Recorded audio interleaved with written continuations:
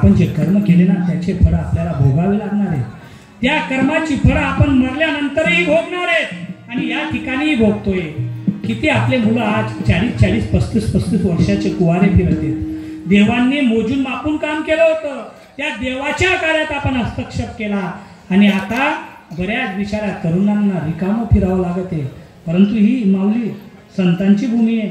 भारत म्हटलं म्हणजे संतांची भूमी. संत कमी व्हायला लागले होते म्हणून दुर्बुद्धी आपल्याला सुटली. ज्यासनं लग्न होत नाही त्याला काय करणं आहे, लावड्या लावल्या मग काय करते त्या विचार. परत आपली भूमी संतांची. मग कंसानी मुलं मारली तो आपल्याला वाईट वाटतो. बरं जाऊ द्या, कंसाला बाजूला ठेवा. दुर्योधन चांगला वाटत का आपले, चांगला वाटणं दुर्योधन नाव ऐकलं तरी जीवाला क्रोध येतो. का बरं? त्यांनी भावाची संपत्ती हस्तगत केली म्हणून. दुर्योधन राक्षस, भावाची संपत्ती त्याने हडप केली म्हणून राग येतो. आपण गुन्हा आहेत का? आपण बी गणक भाऊ अर्ध वार कोरी गायब कर देतात. आपण बी दुर्योधनपेक्षा कमी नाही. बरं दुर्योधनाला बाजूला ठेवा. रावणला ओळखतात ना तुम्ही? हा, रावणाने कोणतं वाईट कृत्य केलं म्हणून तो लोकांतून त्याची नामुष्की झाली. सीतेला हरण केलं. सीता त्याने उचलून नेली. नाही तर रावण 4 वेद 6 शस्त्र त्याच्या मुखोद्गत होते. 10 त्याच्या मुखोद्गत होते म्हणून त्याला दशानन म्हणायचे. तो रावण त्याने एकच कर्म चुकीचे केलं. सीता माताला उचललं आणि कुठे ठेवलं? अशोक वाटिकेत त्याच्या मालात ठेवलं. सीता मातेला स्पर्श सुद्धा नंतर केला नाही. तरी सुद्धा तो रावण आपल्याला वाईट वाटतो. सीता मातेला स्पर्श सुद्धा केला नाही. परंतु आज आणि विचार करा, सीता माता म्हणजे अशी बरी माठी ओडगी बोडगी नव्हती. सीता माता ही अति सुंदर बाई होती बर का. आमचे सर्वज्ञ श्री चक्रधर स्वामी सांगतात, द्वापारी श्रीकृष्ण बर्वे म्हणजे द्वापार युगात श्रीकृष्ण भगवंत सुंदर होते. चित्त देऊ नाही का? येणाऱ्या बायांकडे बघण्यापेक्षा तोंडातून निघालेला प्रत्येक शब्द कॅप्चर करा, तुमच्या जीवाचे भलं होईल बर का. मी सकाळी नाश्ता करत पण आज करेल नाही, कारण की पोटतानीशी बोलणं म्हटलं त्यान करता नाही. बत्त्या काने आहेत म्हणतात बर का. सीता माता केवढी सुंदर होती. आमचे सर्वज्ञ श्री चक्रधर स्वामी सांगतात, त्रेता सीता बर्वी, द्वापारी श्रीकृष्ण बर्वे आणि कलियुगी हे बर्वे. म्हणजे त्रेता युगात सुंदर श्री सीता माता होती. द्वापारी सुंदर पुरुष श्रीकृष्ण भगवंत होते आणि कलियुगामध्ये आम्ही सुंदर आहे. असं कोण बोलले? श्री चक्रधर स्वामी. म्हणजे चक्रधर स्वामी जे त्रेतायुगातल्या सीता मातेचे वर्णन करतायत, ती एवढी सुंदर होती. ते विचार करा, ती एवढी सुंदर श्रीला रावणाच्या मोह आवरला गेला नाही. त्याने उचलून नेली पण स्पर्श सुद्धा केला नाही. किती सुंदर होती सीता माता. ना गजरे की धार ना मोतियों का हार ना कोई किया श्रृंगार. सीता माँ कितनी सुंदर हो, सीता माँ कितनी सुंदर है. तिने गजरेचा हार त्या जंगलामध्ये वनवासाला गेलेल्या वेळेला गजरेचा हार घातला नव्हता, मोतीची माळा घातलेली नव्हती. तरी सुद्धा ती सीता ही कशी दिसत होती? सुंदर दिसत होती. आणि या सौंदर्याला मोहून त्या रावणाने उचलून नेली. स्पर्श सुद्धा केला नाही.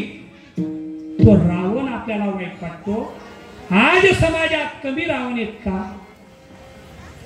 एवढे रावण आहेत की ते आपल्या चुलत बहिणीला सुद्धा चांगल्या नजरेने पाहत नाही. त्याच्याकरता कोपर्डी गोंडेगाव सारख्या घटना घडतायत.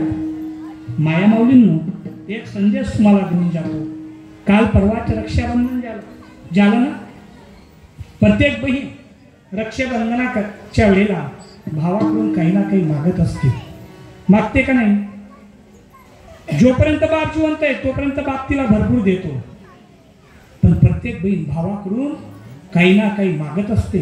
मी पाष्टेकरांच्या मातामौलींना एक विनंती करतो, रक्षाबंधनाच्या वेळेला भावाकडून दुसरं तिसरं काही नका मागा, एकच मागा, दादा ही राखी मी तुला बांधते माझे रक्षण करण्यासाठी, फक्त एकच कर, मला धन दौलत साडी चोरी काही नको देऊ, तू ज्या नजरेने माझ्याकडे पाहतोस ना तसं सर्व आया बहिणींकडे पाह. एवढा संदेश तुम्ही माझ्या घ्या. कोणतीच वाईट वृत्ती आपल्या महाराष्ट्रात भारतात घडणार नाही. म्हणून रावण वाईट, कंस वाईट, दुर्योधन वाईट म्हणण्यापेक्षा आपल्या आतमध्ये झाकून पहा की आपण किती योग्य आहेत. त्यावेळेला त्या कंसाला दया आली. ते बाळ कंसाने वसुदेवाकडे दिलं आणि वसुदेवाने बंदिगृहात आणलं. देवकी मातेच्या स्वाधीन केलं. किती आनंद झाला त्या मातेला. मातेने त्या बाळाला कवटाळलं, तिचं लिंब लोण केलं. आणि त्यावेळेला मात्र नारदजींनी विचार केला, आता जर कंसाने 6 बाळं मारली नाही तर कंसाच्या घरा पापाच्या भरणार नाही. आणि जर त्याच्या घरा पापाच्या पूर्ण झाला नाही तर त्याला मारण्यासाठी देव अवतार घेणार नाही. आणि जर तो मरला नाही तर दुष्टांच्या वहिवाट या ठिकाणी चालू राहील. म्हणून नारद कंसाजवळ आले. कंसाने त्यांचा आदर सत्कार केला. नारदाला आसनावर बसवलं आणि विचारलं की देवकीच्या बाळाचं काय झालं. कंसाने सांगितलं, माझ्या दुश्मन 8 आहे, मी त्या पहिल्याला मारून काय करू. तेवढ्याला नारद म्हणतात, तू येलास की खुडा. अरे पहिल्यापासून मोजले तर शेवटच्या 8वा भरतो, मागच्या पासून मोजलं तर पहिला 8वा भरतो, मधून मोजलं तर येती कर्मे दुसरा 8वा भरतो. म्हणून कोणता 8वा येईल सांगता येत नाही. विनाशकाली विपरीत बुद्धी. आणि मग कंसाने परत दूतांना पाठवलं. त्यावेळेला ती माता त्या बाळाला स्तनपान करत होती आणि त्या दूताने त्या देवकी मातेच्या कुशीतून त्या बाळाला तारून घेतलं. आणि त्यावेळेला मात्र देवकी माता ढाक घातली. दुबंगली धरली माता, जागले आकाश ग, कधी संपणार नाही तुझ्या वास ग, कधी संपणार नाही. धाय मोकळून त्या वेळेला ती देवकी माता रडू लागली. विचार करा, आपल्या मुलाला जर आपल्यापासून कोणी उचलून घेतोय मारण्यासाठी तर त्या आईच्या त्या बापाच्या देव कसा करत असेल. अहो आपला 8-10 वर्षाचे बाळ जर 15-20 मिनिटं आपल्याला दिसलं नाही, गावात आपण याला विचारतो त्याला विचारतो, त्यावेळेला मात्र आपल्या पायातला सर्व ताकद निघून गेलेली असते. आपण कावरे बावरे होतो.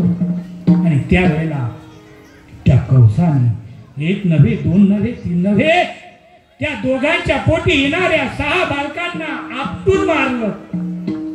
त्यावेळेला मात्र माता देवकी खूप दुःख करू लागल्या. दोघं रडत होते आणि रडता रडता मात्र वसुदेव राजांना दुःख भरेल झोप लागली. माता देवकीला झोप येत नव्हती.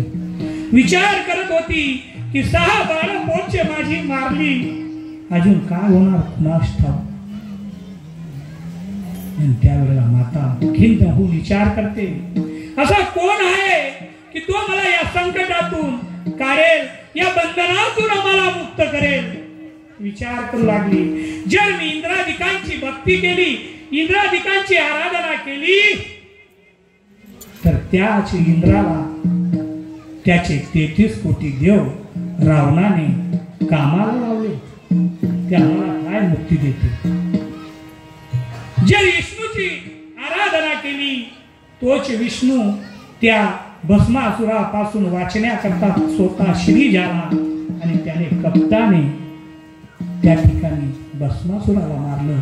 तो मला या बंधनातून काय मुक्त करेल. जर मी हरिहरांची भक्ती केली तेच दैत्याच्या धाकाने इकडे तिकडे लपतात, ते मला कोण सोडणार.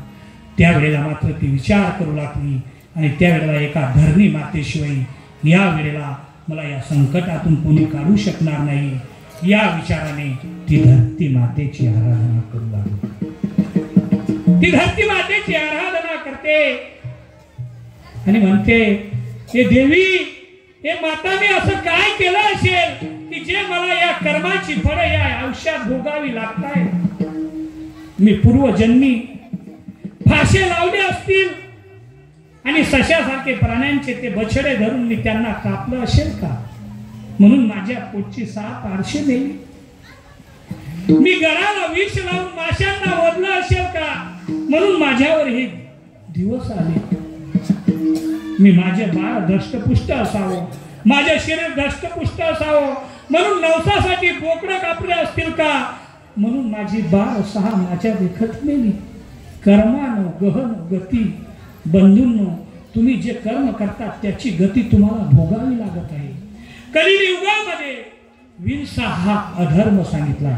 काय अधर्म सांगितला आहे? हिंसा. आणि हिंसा केल्यानंतर काय होते? बोल कधी ती काय होते?